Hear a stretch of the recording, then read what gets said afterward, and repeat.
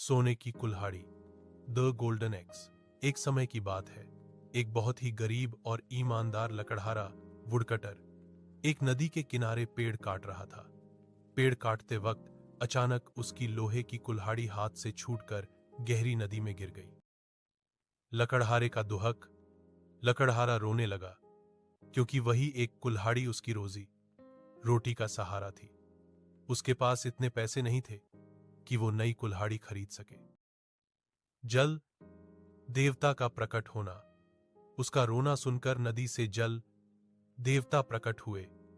उन्होंने पूछा, तुम क्यों रो रहे हो बेटा? लकड़हारे ने पूरी बात बताई। देवता ने कहा, घबराओ मत, मैं तुम्हारी कुल्हाड़ी निकाल देता हूं।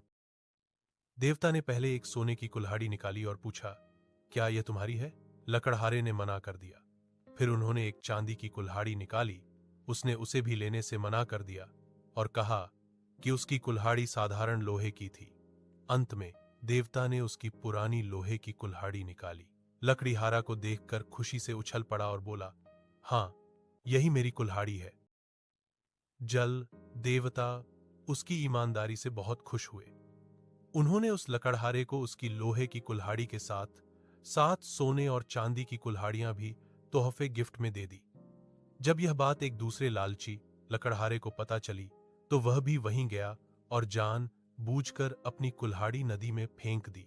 जब देवता ने उसे सोने की कुल्हाड़ी दिखाई, तो उसने झूठ बोलकर कहा, हां, यही मेरी है। देवता उसके झूठ से गुस्सा हो गए और उसे सोने की कुल्हाड़ी तो क्या, उसकी पुरानी लोहे की कुल्हाड़ी भी वापस नहीं मिली।